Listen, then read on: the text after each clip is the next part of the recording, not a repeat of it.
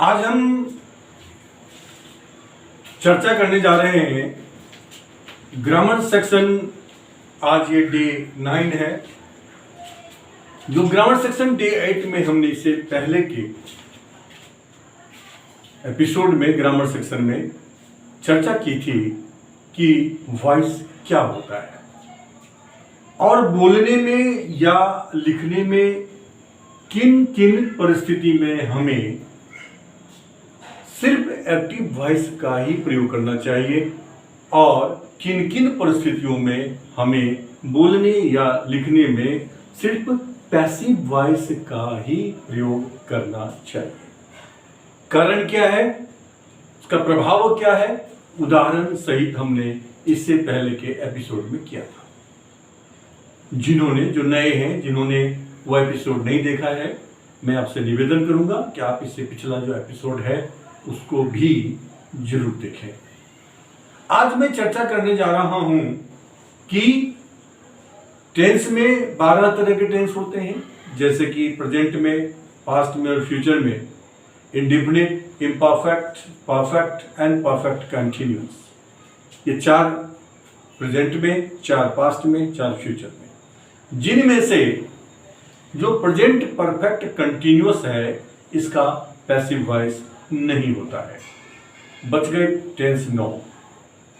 तो उन 9 टेंस में हम आपको आज बताएंगे कि टेंस के आधार पर, यानी इंडेफिनिट, इम्परफेक्ट और परफेक्ट, ये 3 जो टेंस है प्रेजेंट में, 3 टेंस है पास्ट में, 3 टेंस है फ्यूचर में, हम आज सिर्फ इनकी चर्चा करेंगे पार्ट 2 में।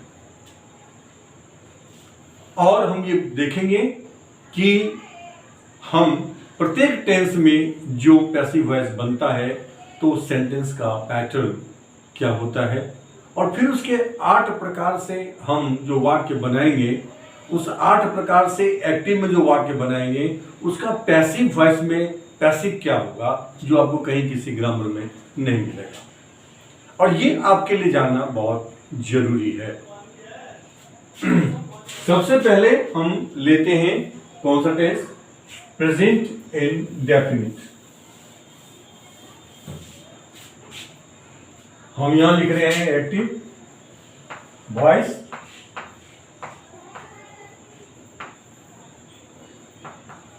और यहां लिख रहे हैं हम पैसिव वॉइस।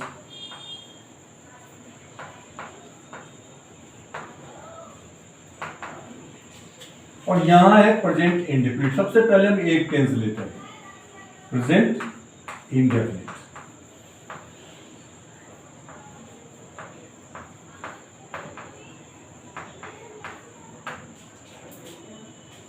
जो बेसिक सेंटेंस स्ट्रक्चर होगा एक्टिव वॉइस में, जो बेसिक सेंटेंस स्ट्रक्चर होगा पैसिव वॉइस में, हम सबसे पहले उसका जिक्र करते हैं यहाँ पे। तो एक्टिव वॉइस में यहाँ पे सब्जेक्ट के साथ वर्ब का पहला रूप या वर्ब का जो एस या ईएस या आईएस जो रूप है ये आता है। फिर यहाँ पे ऑब्जेक्ट होता है, आता है, और फिर यहाँ पे अदर वर्ड्स आता है।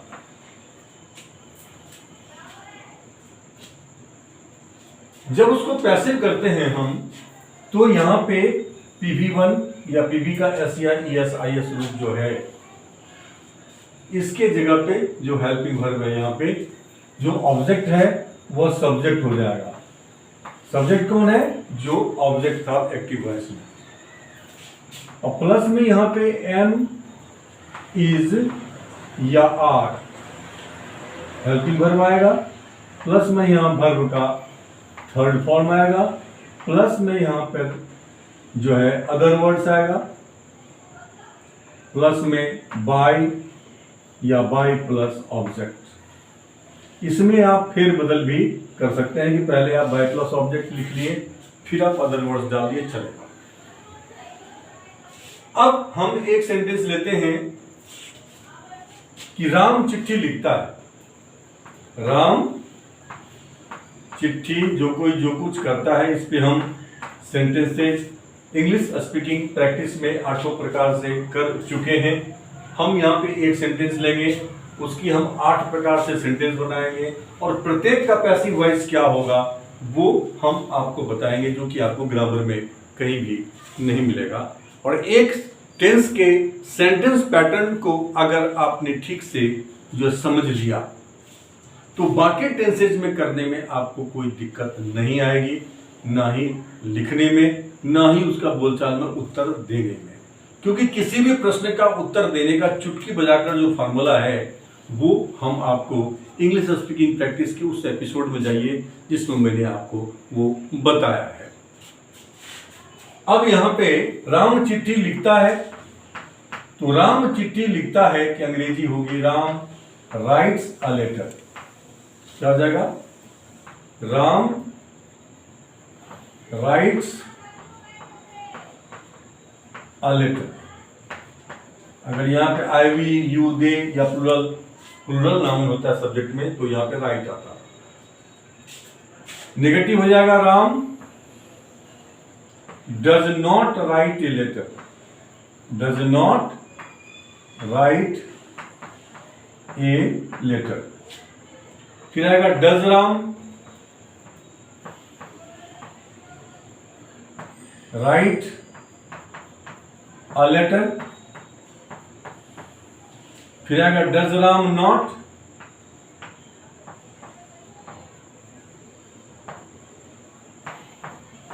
राइट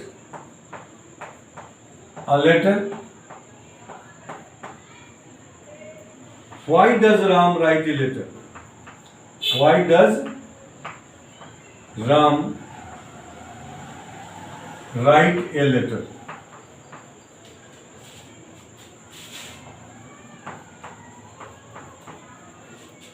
ठीक है। Why does Ram not, why does Ram not write a letter. Is it clear? ये स्ट्रक्चर आपके सामने है, ये स्ट्रक्चर आप इससे पहले भी कई बार कर चुके हैं। मैं यहाँ पे अब इसको मिटा रहा हूँ और यहाँ पे जो बाकी जो सेंटेंस बचे हैं उसको यहाँ पे डाल रहा हूँ क्योंकि नीचे आपको दिखाई शायद नहीं देगा। क्वेश्चन टैग क्या हो जाएगा? राम चिट्ठी लिखता है ना, राम राइट्स अ लेटर।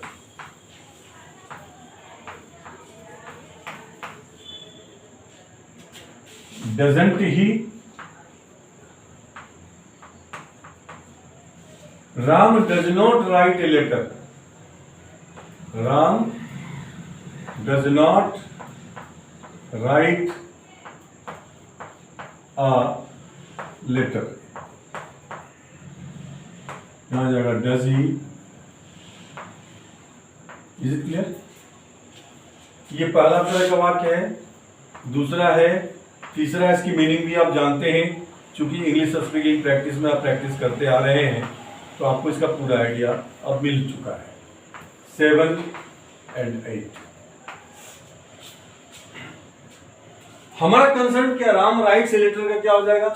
ये ए लेटर सिंगुलर है और थर्ड पर्सन है तो ये सब्जेक्ट बन जाएगा और इसके साथ इज आएगा। एम इज आगे कौन सा आएगा? इज।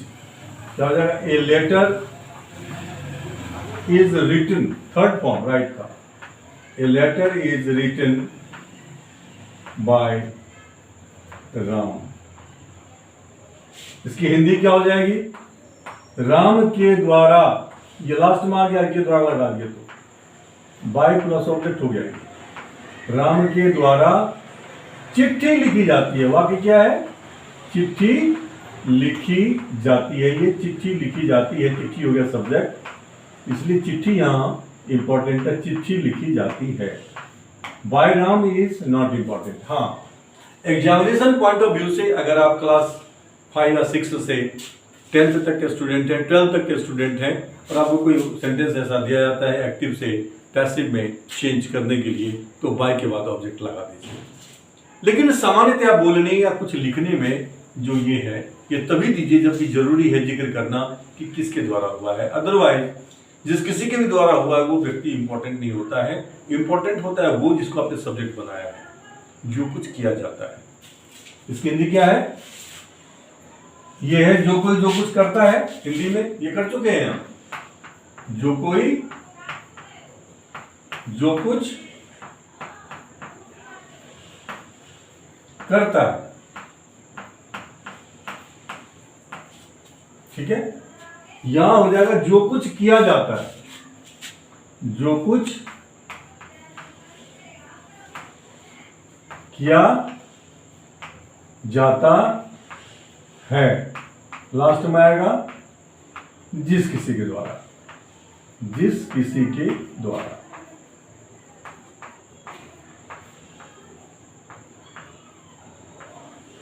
अब इसके बारे में इसका क्या प्रभाव होता है नहीं होता है पैसिव वॉइस में बोलने पर या एक्टिव वॉइस में बोलने पर, इससे पहले पार्ट 1 जो था वॉइस का, उसमें हम विस्तार से चर्चा कर चुके हैं उदाहरण सहित। अब यहां पे ए लेटर इज रिटन, चिट्ठी नहीं लिखी जाती है, बस आपको ये याद रखना है बेसिक सेंटेंस स्ट्रक्चर एक तरह का पैसिव वॉइस में भी, और एक ही सेंटेंस स्ट्रक्चर याद रखना है आपको एक्टिव वॉइस में भी। पता है आपको प्रेजेंट इंडेफिनिट में जो नेगेटिव या इंट्रोगेटिव में जो हेल्पिंग वर्ब आता है डू डज आता है और वर्ब का फर्स्ट फॉर्म आता है। A letter is written by Ram, अब क्या हो जाएगा इसका second, a letter is not written by Ram, इसी को फॉलो करेगा। नॉट में आ जाएगा फर्स्ट हेल्पिंग वर्ब के बाद, नॉट रिटन बाय राम। फिर हो जाएगा is a letter written by Ram, written by Ram. Is a letter not, is a letter not written by Ram. फिर अगर इंट्रोगेटिव प्रोनाउन को आएगा तो आ जाएगा why does he write, sorry, why is a letter written by Ram? Why is a letter written by Ram? Why is a letter not written by Ram? Not written by Ram. जब इसका tag बनाएंगे तो क्या हो जाएगा, राम के द्वारा चिट्ठी लिखी जाती है ना, हो जाएगा a letter is written by Ram. क्या हो जाएगा, A letter why आ जाएगा, a letter is written by Ram। यहां पे सब्जेक्ट लेटर है, इसके लिए इट आएगा प्रोनाउन, isn't it, क्या हो जाएगा, isn't it।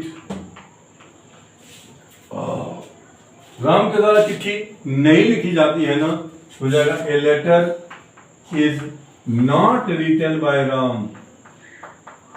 यहां पे नॉट आ गया है तो यहां नहीं आएगा, हो जाएगा is he, is it, sorry letter है सब्जेक्ट, इज इट। अब इसको बोलने का प्रैक्टिस करेंगे आप।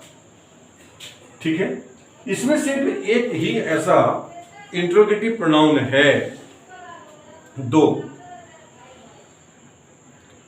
एक हु और दूसरा हुम। वो सारे के सारे जितने भी टेंस के पैसिव वॉइस होते हैं सब में आपको उसको याद रखना है, जिसकी चर्चा इसके बाद में करने जा रहा हूं। और जो सेंटेंस पैटर्न आपको मैं यहां बता रहा हूं वही सेंटेंस पैटर्न सभी टेंसेज में होगा। चेंज सिर्फ हेल्पिंग वर्ब में आएगा, वर्ब का थर्ड फॉर्म सबके साथ आएगा, सिर्फ हेल्पिंग वर्ब में चेंज आएगा। क्या क्या चेंज आएगा वो आपको मैं बताता जा रहा हूं बेसिक। अब यहां पे मैं ले रहा हूं सेंटेंस, ही हु से सेंटेंस जब शुरू होता है क्या होता है, हु प्लस PV1 या PV का प्लस में S या ES या IS, प्लस में ऑब्जेक्ट, प्लस में अदर वर्ड्स, ये आता है। जैसे कि who plays cricket, who plays cricket. इसके पैसिव वॉइस में कोई भी टेंस हो, जब पैसिव वॉइस करेंगे तो हु बदल जाएगा बाय हुम, बाकी सेम पैटर्न रहेगा। क्या हो जाएगा, बाय हुम।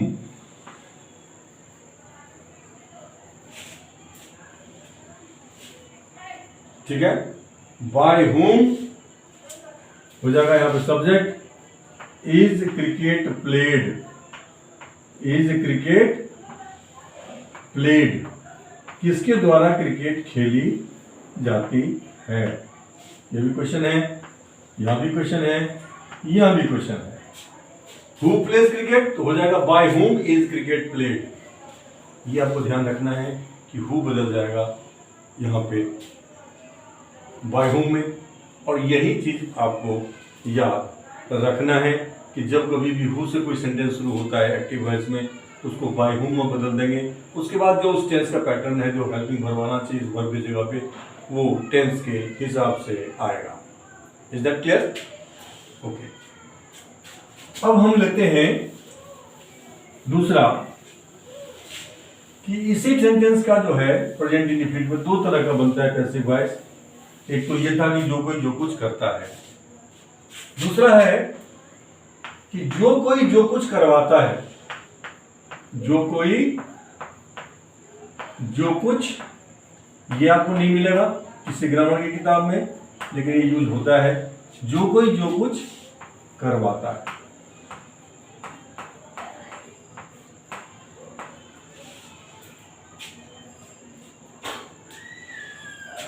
या जो कुछ सब्जेक्ट है, जो कुछ ऑब्जेक्ट है।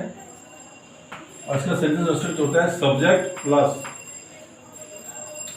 गेट या गेट्स। नेगेटिव होगा तो डू नॉट गेट या डज नॉट गेट हो जाएगा। प्लस में ऑब्जेक्ट, प्लस में जो होता है यहां पे PV3, प्लस में अदर वर्ड्स। जैसे राम गेट्स होमवर्क डन। शाम में होता है तो लिख दो इन द इवनिंग, प्लस में अदर वर्ड्स है। अदर वर्ड्स हम दे देते हैं इन द इवनिंग। शाम में होमवर्क करवाता है इन द इवनिंग, ये अदर वर्ड्स है। ठीक है। राम गेट्स होमवर्क डन, इसका मीनिंग है कि राम होमवर्क करवाता है। क्या ये? राम होमवर्क पहले था करता है, ये है करवाता है। ये दो तरह के वाक्य हैं जो बनते हैं कर कोई जो कुछ करता है या जो कोई जो कुछ करवाता है। पैसिव वॉइस में, ये एक्टिव वॉइस में है, ये एक्टिव वॉइस में है। इसको चेंज करना है हमको पैसिव वॉइस में। तो पैसिव वॉइस में चेंज करने के लिए जिसका स्ट्रक्चर है पैसिव वॉइस, क्या हो जाएगा?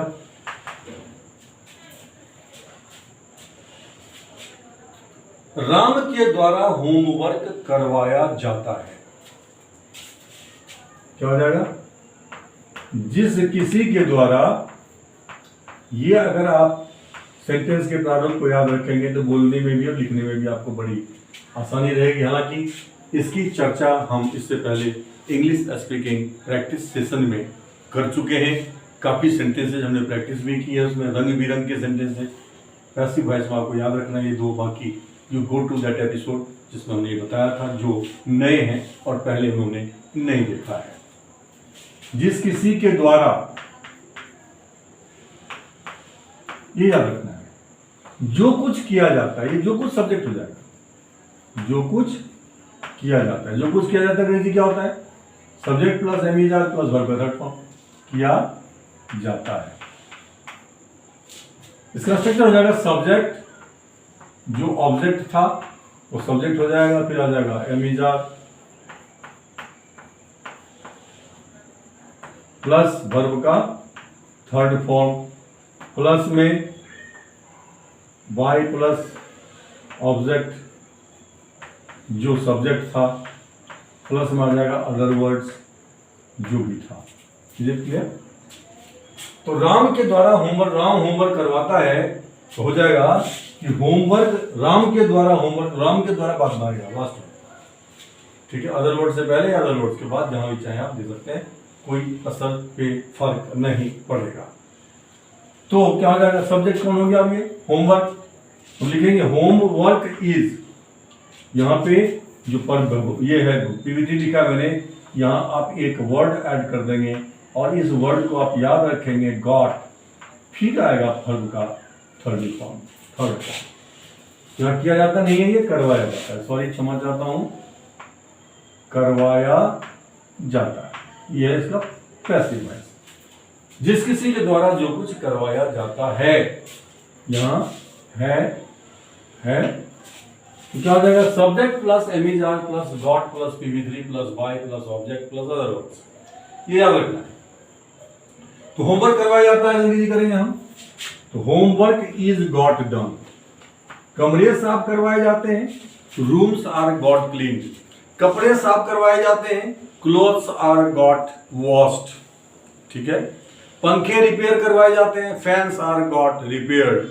ये इस तरह से स्पीकिंग में आपको ये मदद करेगा जब आप प्रैक्टिस करेंगे, क्योंकि ये स्ट्रक्चर हम पहले भी कर चुके हैं इंग्लिश और स्पीकिंग प्रैक्टिस में।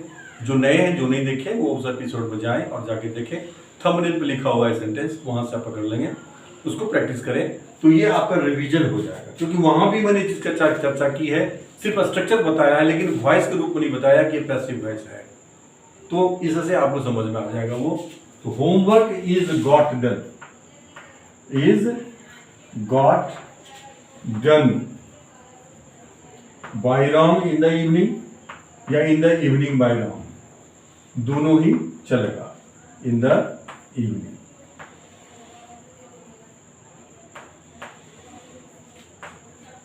ये दो तरह के जो वाक्य अभी मैंने आपको बताया है, ये प्रत्येक टेंस में चलता रहेगा, इसलिए आपको इसे याद रखना चाहिए।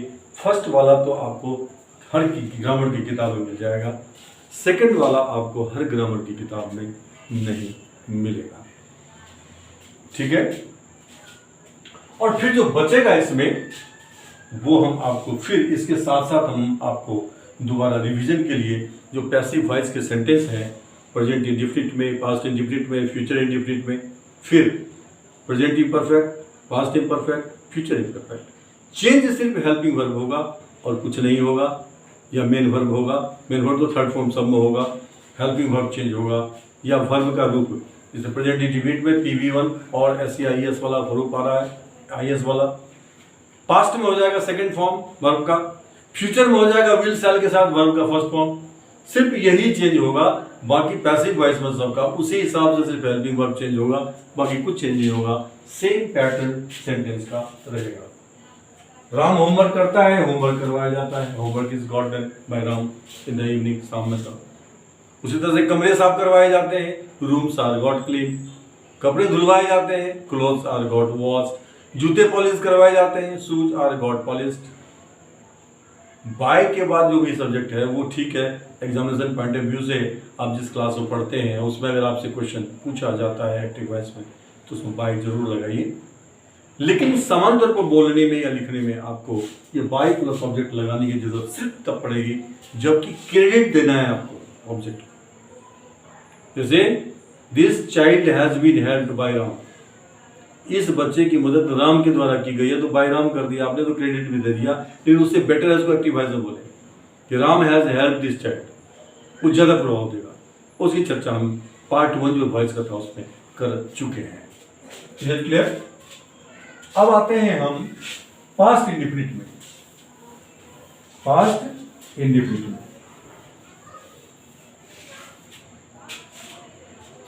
पास्ट इंडेफिनिट में पास्ट इंडेफिनिट, जैसे आपने 8 तरह के सेंटेंस बनाए, प्रेजेंट एक्टिव में भी और पैसिव में भी, प्रेजेंट इंडेफिनिट में पहला वाला, सेकंड वाला भी इससे 8 तरह से बनेगा।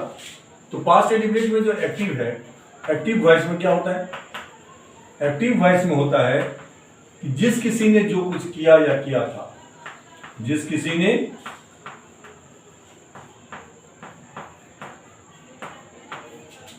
जो कुछ किया या किया था,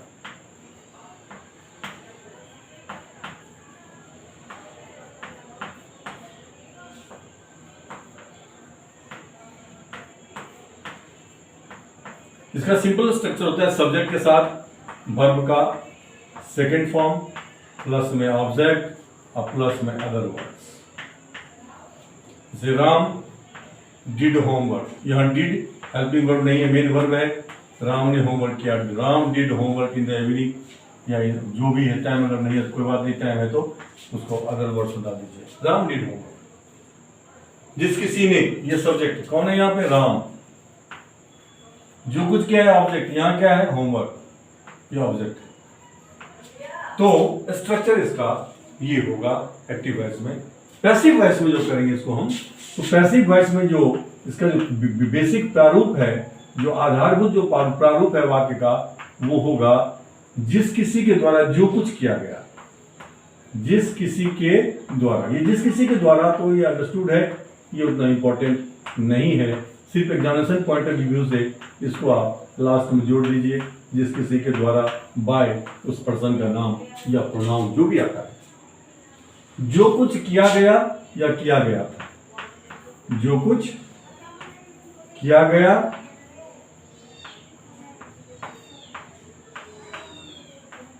या किया गया था।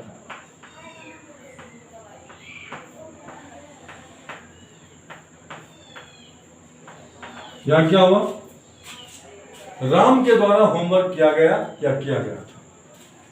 यहां हो जाएगा इसका, राम के द्वारा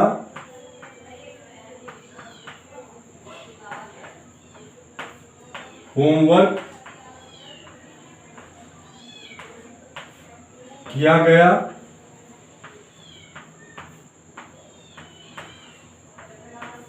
या किया गया था।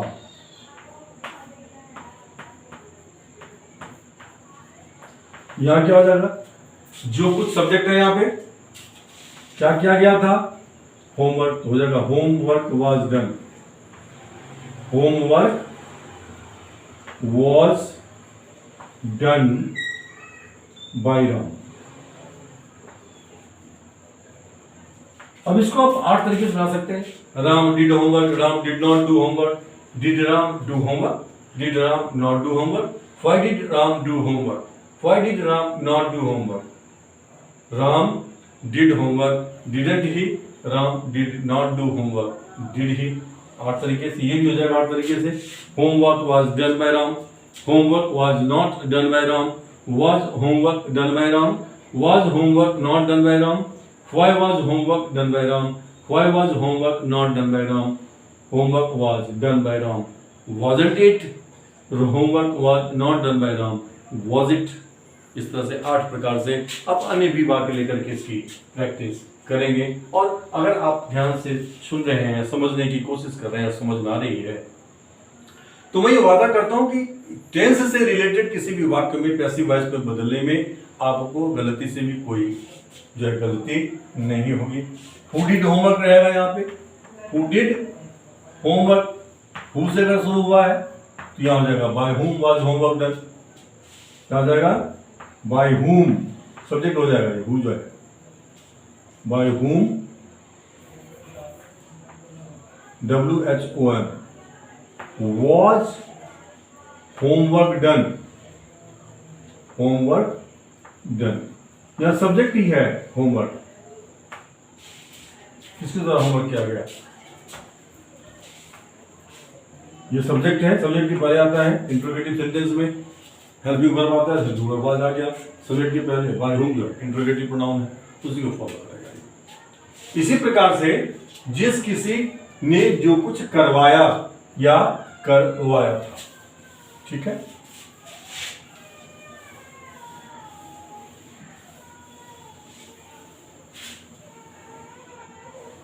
एक्टिव वॉइस में किया की जगह हो जाएगा करवाया या करवाया था। ये आपको किसी किताब में नहीं मिलेगा, इसलिए इसको, और ये यूज में बहुत आता है, करवाया या करवाया था।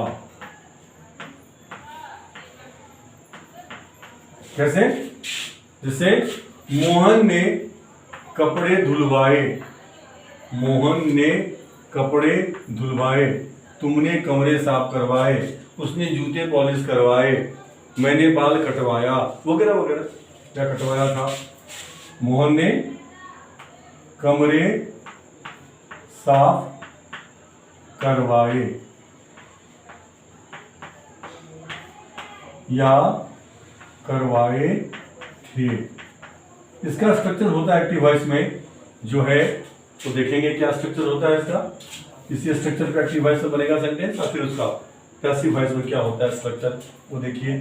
सब्जेक्ट प्लस गॉट प्लस में ऑब्जेक्ट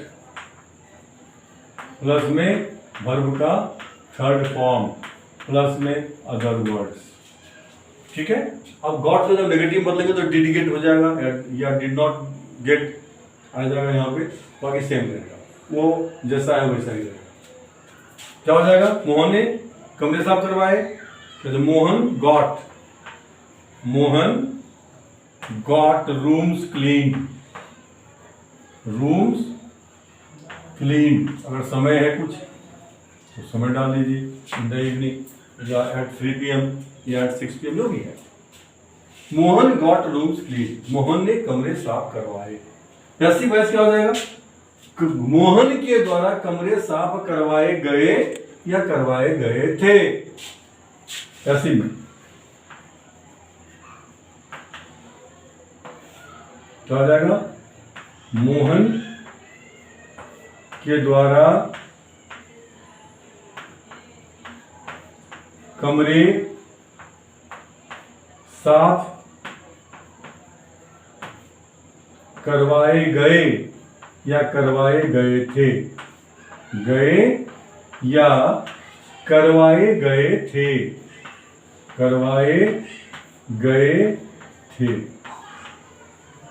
अब इसको फिर 8 प्रकार से बोलेंगे आप, किसके आधार पर, वो जो बेसिक सेंटेंस स्ट्रक्चर होगा इसका जिसको बनाएंगे हम, वो होगा कुछ यूं कि जो सब्जेक्ट है, जो ऑब्जेक्ट था वो सब्जेक्ट बन जाएगा, प्लस क्या आ जाएगा यहाँ पे, वॉज आ जाएगा, उसके बाद गॉट,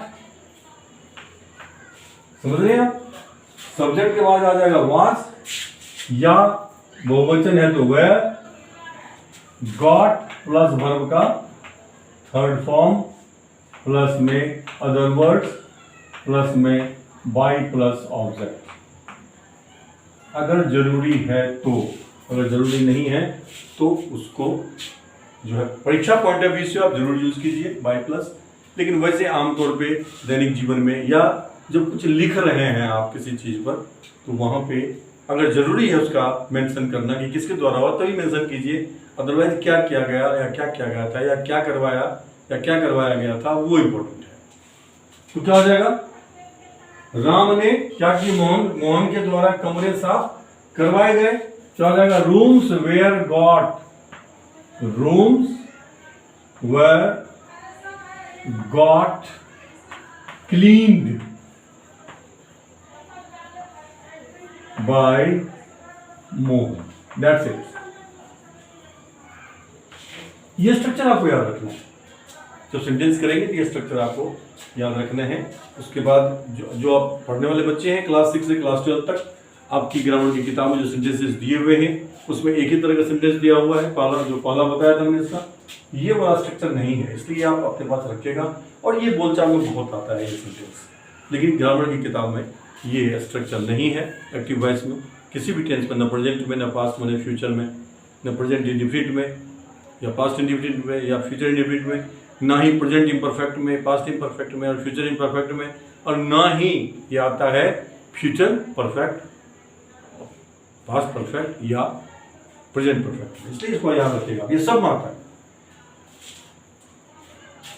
थर्ड आता है for future indefinite.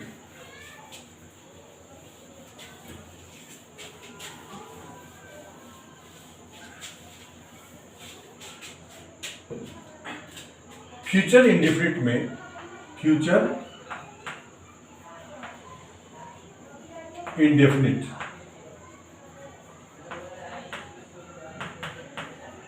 Active voice में होता है कि जो कोई जो कुछ करेगा, जो कोई जो कुछ, ये सब्जेक्ट है जो कोई, और जो कुछ जो है ये ऑब्जेक्ट है, करेगा।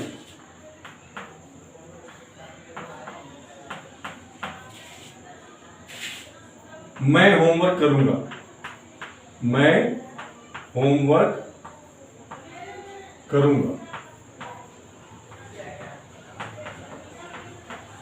क्या होता है इसका स्ट्रक्चर, सब्जेक्ट प्लस विल या शैल, अगर आई या वी है सब्जेक्ट में तो शैल आएगा, अदरवाइज विल आएगा, प्लस वर्ब का पहला रूप, प्लस में ऑब्जेक्ट, प्लस में otherwise. I shall do homework, I shall do verb का पहला फॉर्म, होमवर्क ऑब्जेक्ट। ठीक है, स्ट्रक्चर ये होगा। ये टाइप 1 सेंटेंस है। ठीक है, इसके जब हम पैसिव वॉइस करेंगे तो पैसिव वॉइस के अंदर हो जाएगा जो जिस किसी के द्वारा जो कुछ किया जाएगा, पैसिव क्या हो जाएगा, जिस किसी के द्वारा जो कुछ किया जाएगा, जिस किसी के द्वारा जो कुछ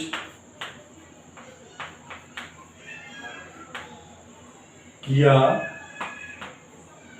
जाएगा।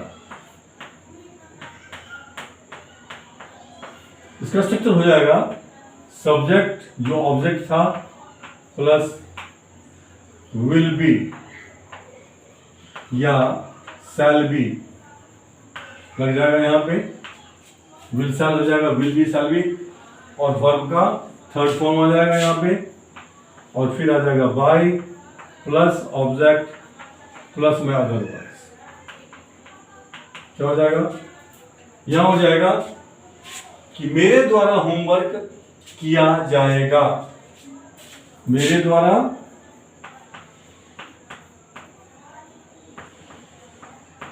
होमवर्क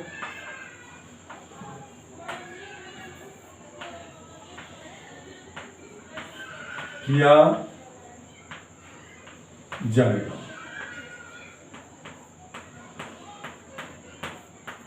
इसी स्ट्रक्चर पे हो जाएगा, क्या हो जाएगा, homework will be done by me, homework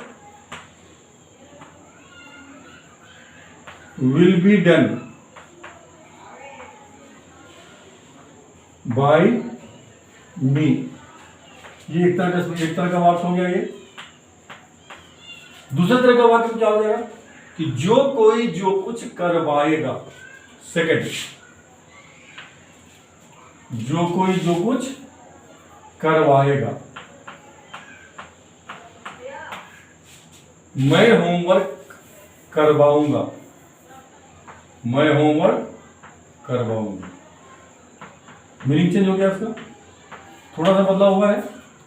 अब इसको एक्टिव में बोलेंगे तो एक्टिव में बोलने के लिए हम यहां पे क्या करेंगे, सब्जेक्ट प्लस विल या शैल के बाद ऑब्जेक्ट आएगा, ऑब्जेक्ट की जगह गेट आएगा, और गेट के बाद ऑब्जेक्ट आएगा, और ऑब्जेक्ट के बाद वर्ब का थर्ड फॉर्म आएगा, प्लस में अदर वर्ड्स आएगा। मैं होमवर्क करवाऊंगा, क्या हो जाएगा, आई शैल गेट होमवर्क डन, आई शैल गेट होमवर्क डन। ये हो गया एक्टिव में। पैसिव में मेरे द्वारा होमवर्क करवाया जाएगा, मेरे द्वारा होमवर्क करवाया जाएगा। स्ट्रक्चर क्या हो जाएगा इसका स्ट्रक्चर चेंज हो जाएगा, यहाँ पे इसका स्ट्रक्चर हो जाएगा, यहाँ करवाया जाएगा का सब्जेक्ट जो ऑब्जेक्ट था वहां लग जाएगा विल या शैल के बाद बी गॉट प्लस वर्ब का थर्ड फॉर्म प्लस में बाय प्लस में ऑब्जेक्ट प्लस में अदर वर्ड्स। ये स्ट्रक्चर आपको एक स्ट्रक्चर, दो स्ट्रक्चर हो गया प्रत्येक टेंस के, आपको दो स्ट्रक्चर याद रखना है, और इन्हीं दो स्ट्रक्चर पे आपको दो तरह के अलग अलग वाक्य जो प्रत्येक टेंस में बोलने में लिखने में आते हैं, जो आपको ग्रामर में किसी ग्रामर में नहीं मिलेगा, आपको वो आपको याद रखना है। ये एडिशनल बता रहा हूँ, और इससे अतिरिक्त भी वाक्य बनते हैं जिसके पैसिव वॉइस बनते हैं, वो फिर हम इसको रिपीट करेंगे। कहाँ पे, इंग्लिश स्पीकिंग प्रैक्टिस में यही चीज़ हम रिपीट करने वाले हैं।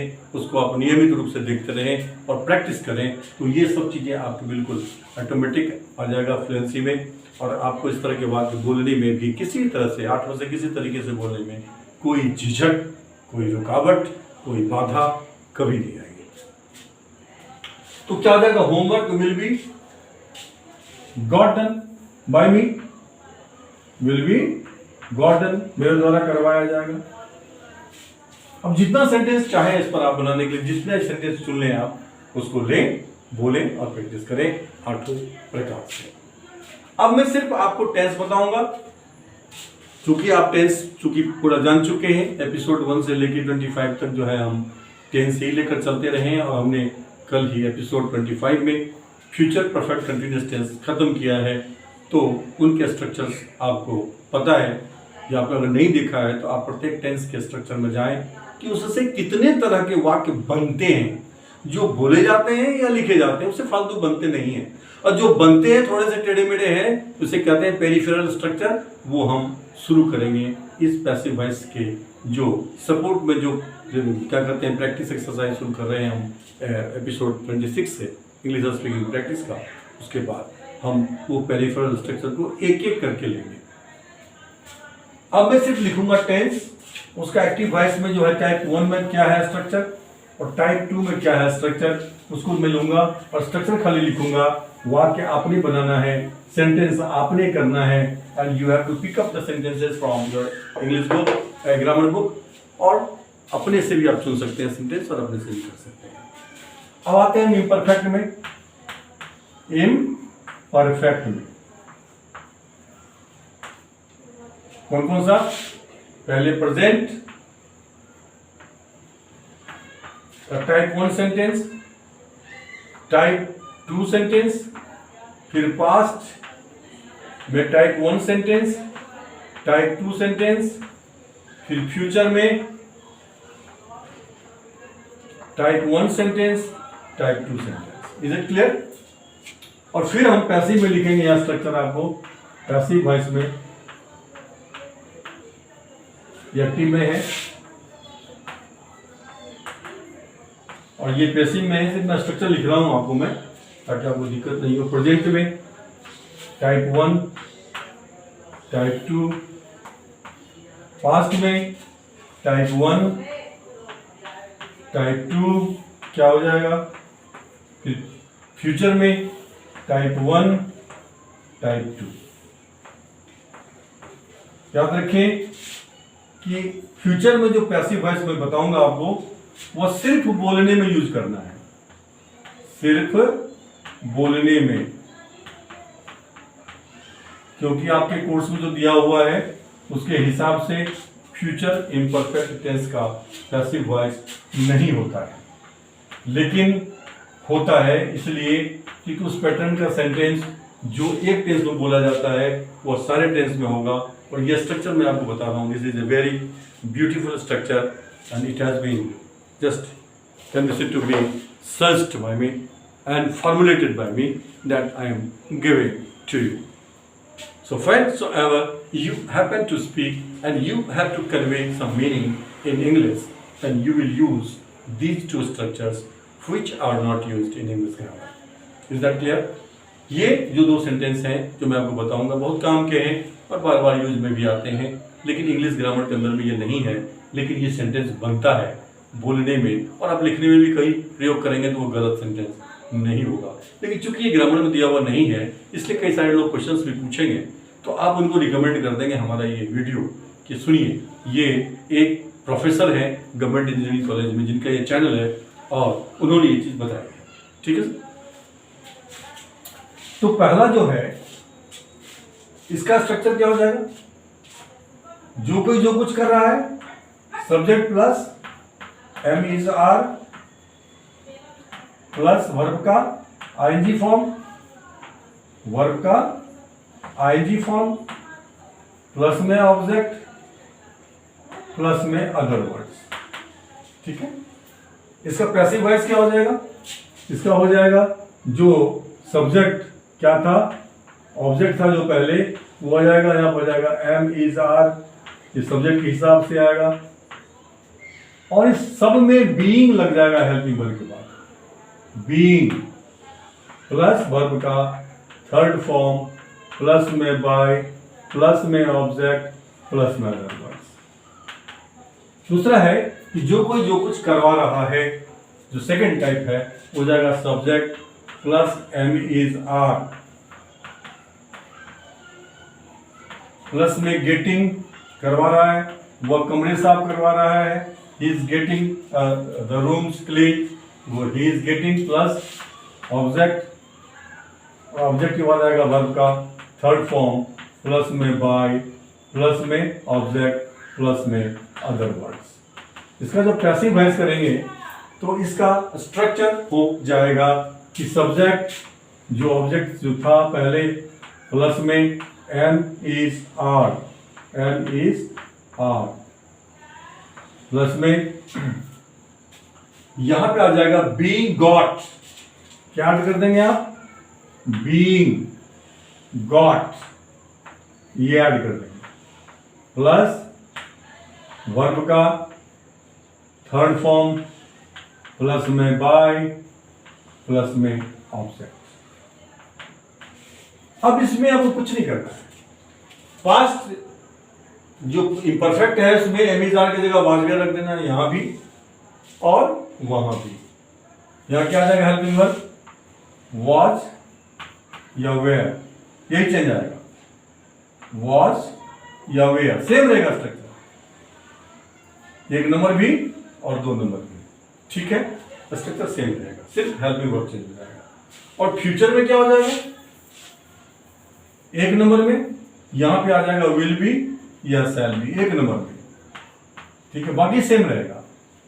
जैसे वह कमरे साफ कर रहा होगा, he will be cleaning his rooms, he will be cleaning his rooms या द रूम्स, जो भी है, विल बी शैल बी लग जाएगा वाज वेयर की जगह पे, कोई चेंज नहीं आएगा, सेम स्ट्रक्चर रहेगा, ठीक है। दूसरा जो स्ट्रक्चर होगा वह कमरे साफ करवा रहा होगा, उसका हो जाएगा सब्जेक्ट, दो नंबर में सब्जेक्ट प्लस विल बी या शैल बी, प्लस सेम आ जाएगा गेटिंग,